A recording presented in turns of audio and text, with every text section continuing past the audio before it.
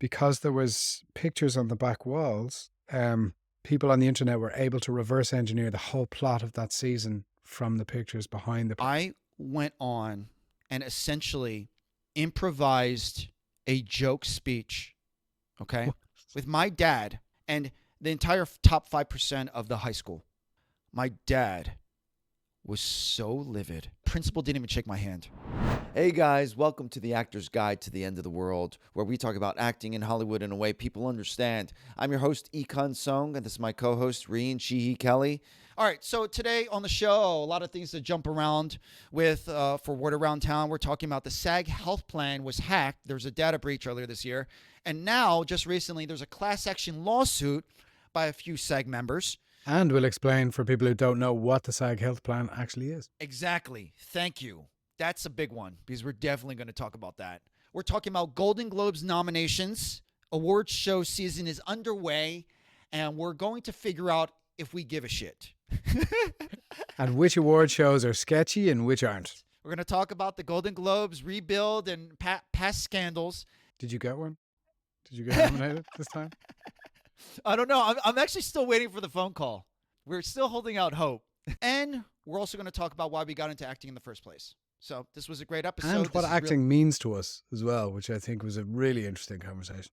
And as always, follow us wherever you find your podcasts. We're on YouTube, we're on Substack, and on all social media at Actors Guide Podcast. Yes, and you can email us at actorsguidepodcast@gmail.com if you have any questions, if you have anything that you'd like us to discuss that you think is important, if you have any hidden gems, because let's face it, I'm struggling here, guys. I'm dying out here. I'm so glad that you brought that up because if you happen to not get to the end of each episode, at the end, we share hidden gems.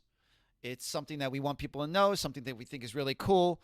We each share one every week, and one of us usually forgets or has trouble. But one of us, it's me. It's me. Ekan usually has a good one. Something like altruistic and cool that is also, enjoyable. And I am out here putting dates on bread, if you didn't hear that one. Literally dates on bread, but I heard it's amazing. It is good. Send in your hidden gems because, we could use all the help. And when I say we, I mean Rían. Say your name, where you're from, and your hidden gem that you want people to know, and then we'll feature it on the show. And now, a word from our sponsor. Are you spending holidays with the family and dreading answering their horrible questions about your acting career? Look, it's the big Hollywood actor. What are you working on right now? When are we going to see you in something? Marie's cousin is an elf down at the Christmas tree lot. Would you not look for a job like that? Fear no more. Meet Swerve. With this app, you can sidestep any awkward questions with perfectly vague answers that will diffuse any situation. Well, Quentin and I have been looking for a project to do together for quite some time. Your family doesn't need to know that Quentin is your coworker at the Coffee Bean and Tea Leaf.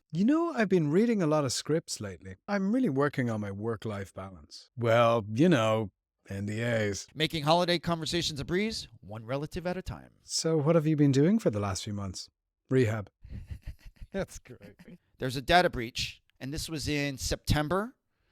There was an email phishing scam. Apparently, an employee's email account was compromised. It just so happens that this person was an employee of the health plan, and it is understood that emails, attachments, participants' names, social security numbers, health insurance information, that probably got compromised. Also, interestingly, the plot thickens because two members just started a class action lawsuit this week suing the SAG Health Plan. How many people does it take for it to be a class action? That's a great question. I don't even think it needs two. I think it just needs to be someone initiating it and then getting lawyers involved. And then I think the class action is the fact that it deals with a large body of people. Like, say, for example, it could be shareholders of Apple. So they're the class. Yeah. Exactly. The class is the members of the union or the company. Or shareholders. Yeah, Casting Networks currently has one. Exactly. We would authorize them for us to be a part of it. We would let them know that we want to participate in it. There's another thing. The claim is the fact that this happened in September. Why are you guys only telling us in the beginning of December? So that was deceit by concealment. That was the part because they didn't release this information to the members. Exactly. Okay. Like, do you know, like I know with social security numbers and that kind of stuff, but is it health data? Was that also part of it? Yeah. I mean, it could be, say, for example, if your health history and what you used for your health plan is under attack, I mean, what if they know that you have a history of cancer? I mean, that's huge. Do you think phishing emails are getting more sophisticated? Literally today, I got 2 text messages from the USPS, which is the post office here, and saying that they have my package. It was detained, and they need me to click that link to give them information. And 100%, I had to double check and just make sure. Some of them clone, like look like a clone of a web page as well, and there's just one letter different. Instead of Bank of Ireland, the I will be like a lowercase L or something. It just pisses me off so much because they target older people. They often target ethnic people who don't know English as well.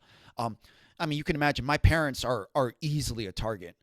And we're always telling my mom, if you get a text, don't respond. If you get a phone call, we literally keep my home line unplugged. It was like, we don't want any calls coming in. Do not pick up the phone. Yeah.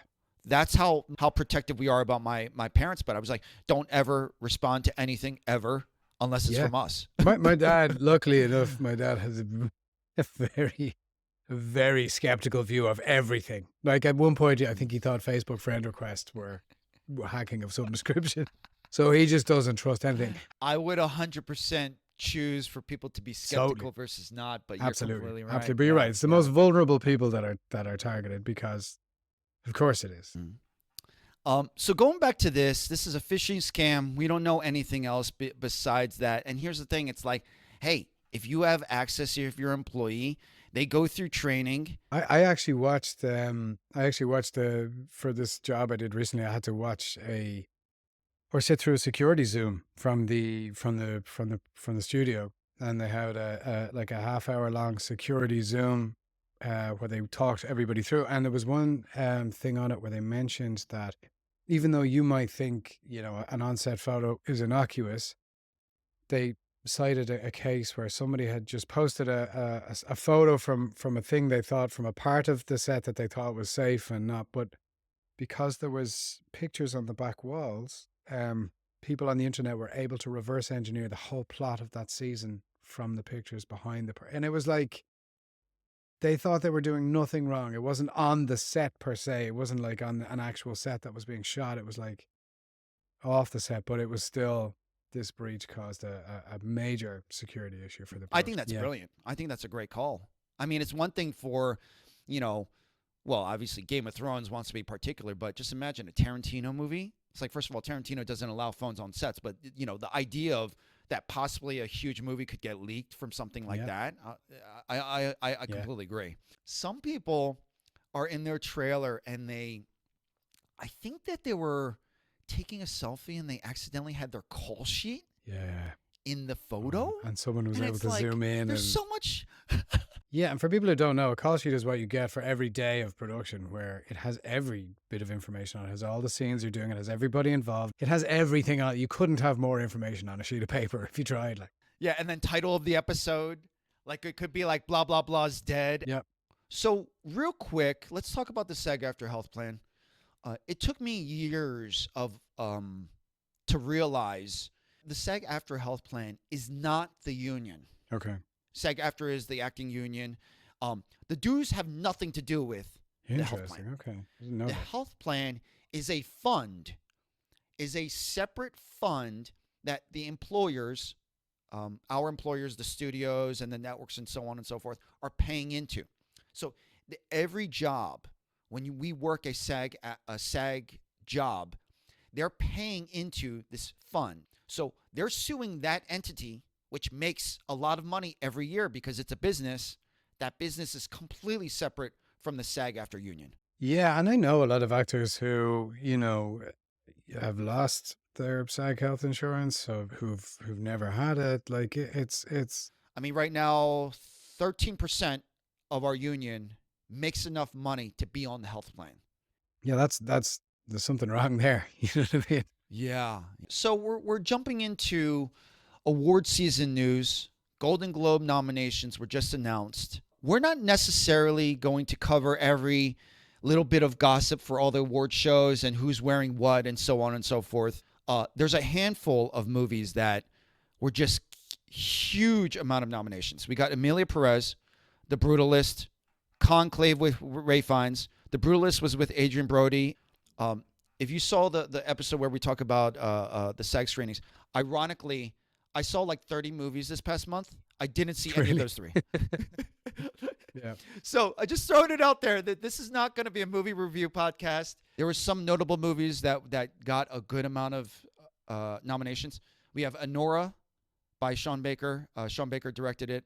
We have Substance. We have Wicked, obviously did really well. Challengers did really well. The Bears, naturally, is dominating. I did see Anora. I did see Substance. By the way, you haven't seen Substance yet, have you? I've heard such conflicting reports about Substance. Oh, my God. I can't say anything, okay? Conflicting sounds It's a very about right. polarizing movie, I will say, At the from a lot of people. At the very least, and here's the thing, it's almost indescribable by words. It's just such a powerful movie.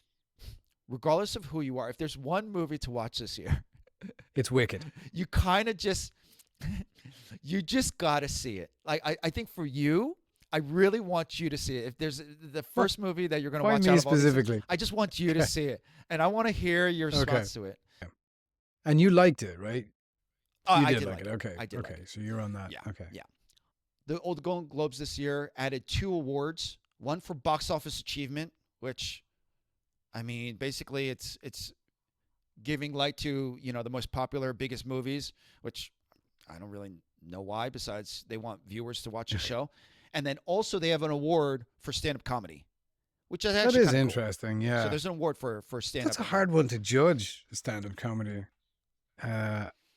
Dude, I mean, isn't it kind of impossible to judge any of these you're right. things? As I said it out loud, I was like, I suppose everything is subjective. But I mean, I suppose, but I think stand-up comedy is so, in some ways, it's very binary. You laugh or you don't laugh. You know what I mean? You either find it funny or you don't find it funny. That kind of gets into what we're going to also talk about. Or for those keeping score, the Golden Globes is probably the sketchiest out of all the award shows.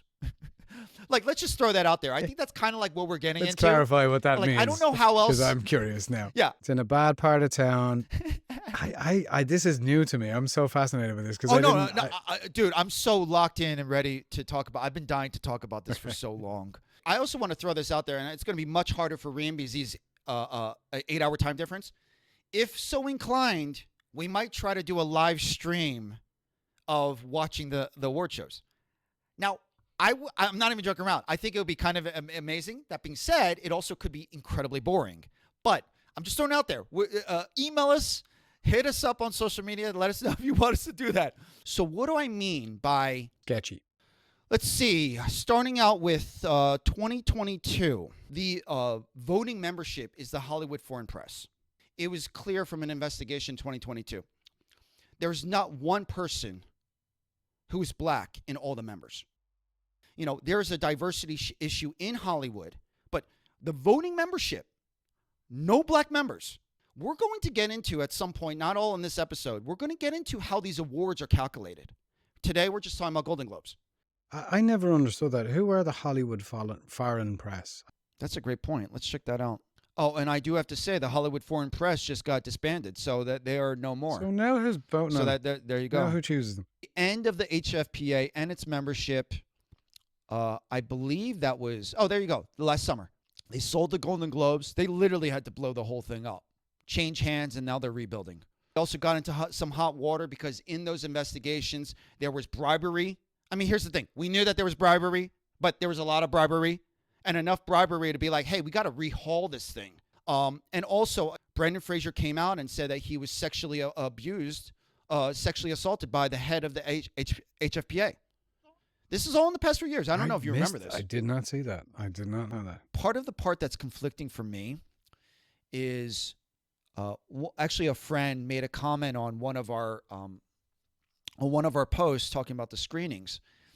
And I thought it highlighted a very interesting issue. She made a comment saying, in a way, we're kind of being used as a consumer for the studios during this season. And it's true because we're consumers, but we're also part of the workforce. And I think it was really conflicting for her. Now, here's the thing. I don't necessarily agree with her point, but I think it highlights a very interesting thing. After these strikes, we're still wondering if they value actors and writers. Here we are talking about acting in Hollywood. The big question is are we helping pump a struggling industry to help get butts in the seats and studios make money just so we can get jobs? Or are we using this to talk about important films, art that really matters, that needs to be talked about, and then you and me care about? And it reminds us of why we got into the industry in the first place. I want to say it's the latter. So that's my big existential question when we jump into an episode about award shows. As a consumer, yeah, absolutely. But you're being sold to as a consumer, or you're being used as a consumer in every possible way every single day. Every app you use for free is not free. You know what I mean? You are the product. Like I went to see Gladiator 2 a few weeks back and the theater was full and that was great. You know what I mean? Like I like seeing that. Now it's a big blockbuster and whatever, but the fact that Anora is doing big numbers for the movie that it is fantastic. Anora cost a budget of $6 million and it has surpassed $15 million worldwide box office. So there you go. It's an opportunity to support these smaller films that need this love, that are up against these huge studios like Wicked, and the fact that they can compete and also we can highlight them. Do you watch awards shows? Are you a big awards show watcher? Same. No. I don't really watch them. Exactly. Actually, that brings up a great point. So you didn't grow up watching the Oscars. You didn't grow up watching it, romanticizing about it, because I know that we both got into acting kind of late, but I do remember watching the Oscars. I mean, Billy Crystal, things like that. Yeah, I think probably because I wasn't, I was aware of the Oscars and I would know the films that won Best Oscar or something, but I don't know that I watched the ceremony growing up as well, because it probably would have been on at, 1 a.m. That's a great point. But also, like, I didn't think I would live in America. I didn't think I would live in LA. I just, all of this kind of just sort of fell into my life, it like kind of fell into my lap. The green card lottery win was very unexpected. So I think the prospect of winning an Oscar seemed kind of outlandish, or it didn't even, it probably didn't even cross my radar too much. Is that something that's important to you? Like, is that something that you think about a lot, or something that you have thought about a lot, or is winning an award, if you don't win an award, would you have regrets about that? Would you see that as it's a physical objectification of respect and achievement. Do you mean like it's a physical representation of respect? Exactly. More like, hey, I mean, would it be great to win an Olympic gold medal? Sure. Is it the reason why we get out of bed? I don't know if that's what I would call it. Now, as far as like the day-to-day, do I wake up? That would be a great, what's it called? Affirmation. To wake up every morning and say, I'm going to win an Oscar. I'm not huge into affirmations necessarily, but that would. As far as an affirmation goes, this is a general thing about affirmations that I've sort of picked up from other people and from myself, from my own experiences. Like, affirmations are fantastic as long as you don't just see the lack of that thing. If you wake up every morning and go, I'm going to win an Oscar, but all you see in your life is the lack of an Oscar, I don't think that brings it your way. You know what I mean? I think that's a great point. That's a great point. But back to originally what you're saying as far as, is this a real legitimate part of your day-to-day goal setting? I completely agree. It sheds a light that when you were growing up in Ireland, it seems so far away and it kind of out there. And I think that is reasonable even for a lot of actors in America, where it's, like you said, there's no linear path. The goalpost of something as huge as getting an Oscar, that's 20, 25 steps down the road. When I think the reality is for most practical working actors, they need to work on the first 1, 2, and 3 steps. And so it's easy for us to romanticize the 20th step down the road. But like you said, it's like, first of all, I have to win the lottery to go to America first. Right. Like, you know what I mean? Like for us to fixate on, and I think that's important for us as humans, goal setting, but also I think it's important for young children too, It's like, hey, am I going to imagine every day about the day that I go to the NFL? Or am I going to work my butt off at practice every afternoon? Yeah, and I think you can do both. I think you can have both in your head. You know what I mean? I think you can have a big, audacious goal, but you have to be where your feet are. You know what I mean? You have to you have to be present in what you're doing. And this kind of brings me to a sort of a wider question about acting, just for you. What's the best part of it? What's the most important part, or what's the most enjoyable part of acting for you? Like fame, or an award, or respect, or recognition, or the jobs, or being on TV. Like, what is it for you that like gives you the buzz in acting? Like, I'm going to need to think more on that and come up with a better representation. But this whole life in this whole industry, what I was ultimately looking for, I think respect is nice. I think ultimately what I was looking for was independence. And I was looking for independence and freedom. And it just so happened to be acting. wow. So after all these years, I know this is like, to be honest, I wasn't ready for this. Yeah. It also helps not to have a real boss. Moving to LA with nothing, no job, no prospects, no nothing. You'd be like, hey, I'm going to give this a shot. But what I was really hoping to do was, hey, is this a life that's sustainable? I just get to do whatever I want. And so Really interesting. this is what I care about. I'm going to be good about my money. I'm going to make sure I make more money than I spend. I don't care how it's going to happen. I'm not going to have an ego whether I'm working at Urban Outfitters or not. And I'm not going to have to move back home to Jersey. That's it. That was literally it.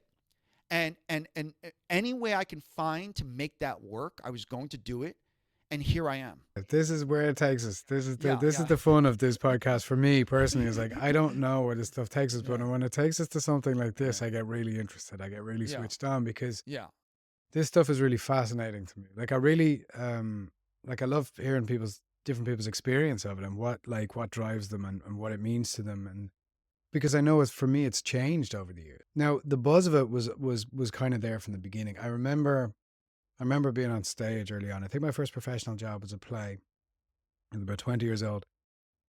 And I remember being on stage with another actor, and we're doing a scene and discovering things in the moment. It was like a real rush. I was like, oh my God, I'm in this thing, and there's people watching, and I'm on stage. It was a kind of a surreal moment. It was like the first time I caught a wave on a surfboard, and I went, oh, I get it. But then over the years, I was trying to figure out what it was, and getting jobs was really important. Being on TV was really important to me. But now, where I'm at now with it, I've realized that the real buzz for me is the job itself. It's almost like a drug. Like this recent job that I did, my first day was like a very intense, pretty like heavy stuff, like hit the ground running in. You're on location. There's 100 people there. You're doing your stuff. And I love that pressure. I think that's great, because it makes me think about our last week's episode when we were talking about the danger, and we were talking about the newness of when you were doing Commedia dell'arte and I was talking about Brazilian Jiu-Jitsu. There's a switch that turns on with that a little bit of danger, and that with that little bit of pressure and the stakes. And I also appreciate hearing this. Look at us as flip sides of a coin. This is not a knock. If anything, I'm jealous of having such a clear direction. By the time I discovered acting, I had no idea what I was going to do. I don't know what I would have done had it not sort of had I found it, or it found me, or whatever way that worked out. I don't know if I love it as much as you do. And to be honest, I wish I loved it as much as you did. If you're going to be telling me I was going to be a writer or a director, I would have easily took that as well. And in a way, there's secretly part of me was like, actually, I don't know. Am I missing something out there by not pursuing this path? And then do I really love acting this much to say no to those other things? So in a way, sometimes I'm actually kind of conflicted. It's easy for me to lose the sight that, hey, I could do a million different things. And yet I still find myself wanting to do this, the challenge and the hunger and wanting more and being on set. And also, I have to always say this, after 2 strikes, this is, if there's any time to pack up and go home, this is the time. Yet there's a lot of us, including myself, who feel something, there's still more work to be done and something to fight for. And here we are still chasing after that buzz and wanting that ball and wanting to do that. Nice to have these conversations because, like I said, we're flip sides of the coin, but also it's like it helps me remember why I loved acting in the first place. I almost forgot about this. I was incredibly shy, and I talked about this. I didn't smile for cameras. I didn't want to be noticed. I absolutely was so bored during class. I was disrupting class. I was causing, and this sounds bad. I can't picture this version of econ. There was this an award show. We were supposed to say our name. We were supposed to say what college we went to. I went on and essentially improvised a joke speech, okay, with my dad and the entire top 5% of the high school. Everyone is dying laughing. My dad was so livid. It was to the point where the principal didn't even shake my hand. Inside of that awkward econ, I'm going to destroy this entire evening, and then I'm going to have to pay for it because my dad's super pissed at me. Wow. My point is, I did get the buzz of having someone's attention. And I don't know where that reckless rebellion streak was. Very interesting, yeah, because I think, and I was a painfully shy kid. I remember the feeling. I remember the fearful feeling of painfully shy until I went to a different school when I was 10. I went to a new school, and I just decided I was going to be a different person, and I was, and it was, and it worked. You know, it worked to a point. Now there was still the shyness inside and the fear inside, but I just kind of pretended. I always had this voice inside me, even when like I was sort of didn't seem to be working. You know what I mean? Acting didn't seem to be working out as a career. I wasn't making much money at it. But I always had this voice at the back of my head going, keep going, it's going to work out. Keep going, it's going to work out. And it was always there. And even when I sort of doubted myself, that voice was always going, no, just keep going. It's going to work. It's going to work. And now it is working, you know what I mean? And I'm so grateful that I've been able to stick with it. And I just want to highlight this because I feel like when people say all I needed to do is keep that belief and keep sticking with it, I think there's an important thing to highlight with you specifically, because I always admire this about you, is it's something to be said that also took a lot of work, and that also is part of what this is. Because I know a lot of people who can say that, hey, I stuck with acting for 10, 15 years, and I keep saying that I'm going to do it, and I'm going to do it. And maybe they don't get there. But the issue is I don't think you ever, even when I was at its worst times, did you ever feel like you were a victim, that you were missing out, that you were resentful for it, or you blamed anyone else for that? You know, if I ever pivot or change careers, I hope that I'm never going to say, hey, I spent X amount of years, 15 years as a waste of my life. And the older I get, the longer I'm doing it, the more I see that mindset is everything. My pal Emmett, who's a very successful actor, Emmett Scanlon, I've learned so much from him, and his mindset is it is truly remarkable. If I had to boil it down, it's all a win. Everything is a win. You know what I mean? Doing this podcast is a win. Every audition is a win. You've already won. You're already there. You know what I mean? It's not if this, then I'll be happy. When I get this, I will be happy. It's the idea of get it, don't get it, it doesn't matter. And it really doesn't. Now, I couldn't always say that. It did matter a great deal to me.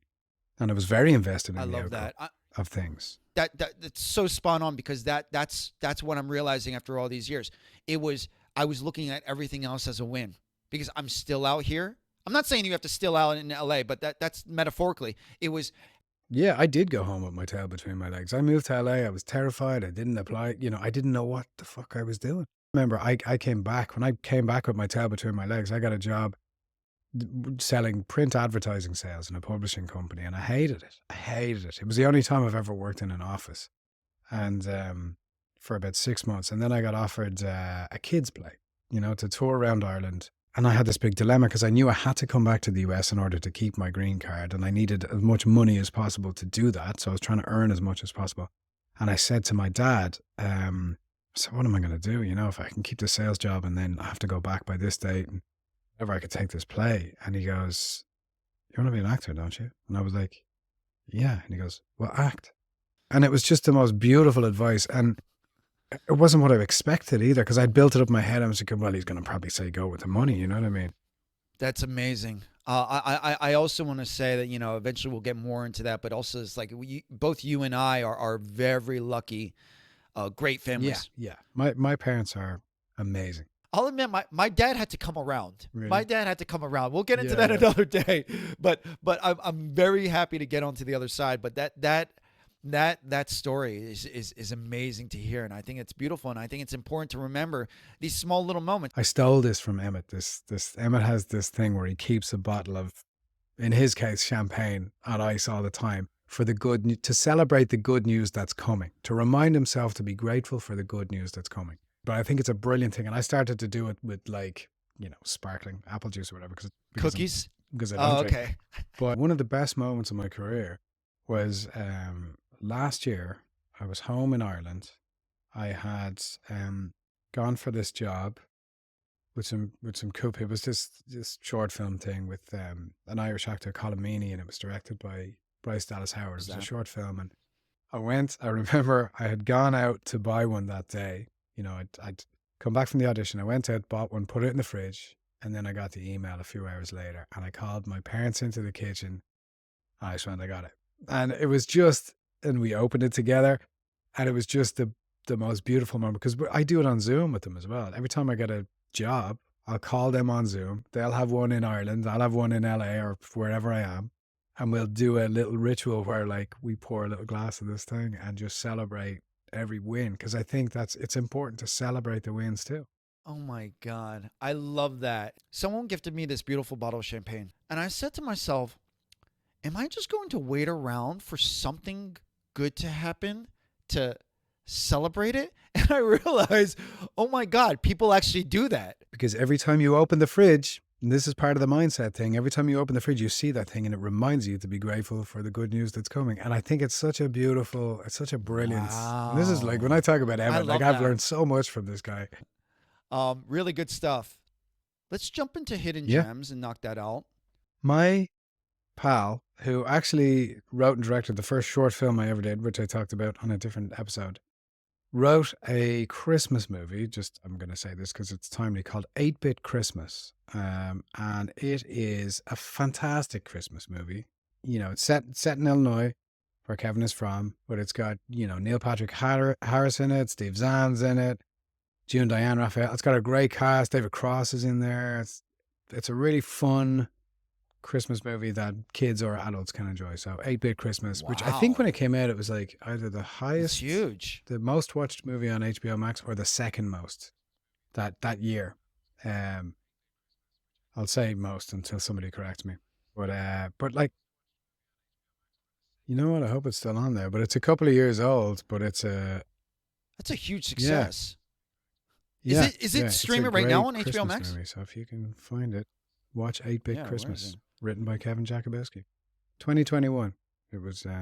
Okay, so a hidden gem Christmas movie, perfect timing. So I'm gonna my hidden gem, and this is similar in theme to my last hidden gem. I talked about a thrift store in LA that has this recycling clothes program. If you want to upgrade your style in an environmentally conscious way. Now, I realize that I was always sitting on this hidden gem that I always wanted to talk about. It's a Facebook group called Buy Nothing. Have you ever heard of this? You just love the name. Dude, I'm actually surprised that we never talked about this. It really blew up during the pandemic, but it was a group that's separated by your zip code or your village, town, community, city, or whatnot. So free cycle program where, hey, I'm not using this big screen TV anymore. I just bought a new one. Does anyone want to take it? You are giving and free cycling to your neighbors and your community. If you got really fancy neighbors, you see what they're giving away, you could do really well, okay? But aside from, I'm talking about like some people are like, hey, I don't want this iPad. We're like, oh my God, okay. Anyway, aside from that point, a lot of my best clothes from the neighbors. I don't buy any clothes anymore. Anyway, that's my thing. I like it. Free cycling. Buy Nothing is one of the best things on Facebook. I'm not going to lie. It really is. And you get to know your neighbors, and there's a community there. So see you guys next week. And as always, if you get a chance to write a review or give us a 5-star rating, we would appreciate it. It helps our podcast be found. Other than that, we're on YouTube, Substack. See you next week. See you next week, guys. And even if you want to give us a thumbs up just from the comfort of your couch, we'll feel it. We'll feel it. Well, thanks for watching, guys. If you like what you saw, maybe give a like, maybe subscribe. It helps people find the podcast. Also, if you didn't catch last week's episode, it's right over here. Don't worry, we'll wait.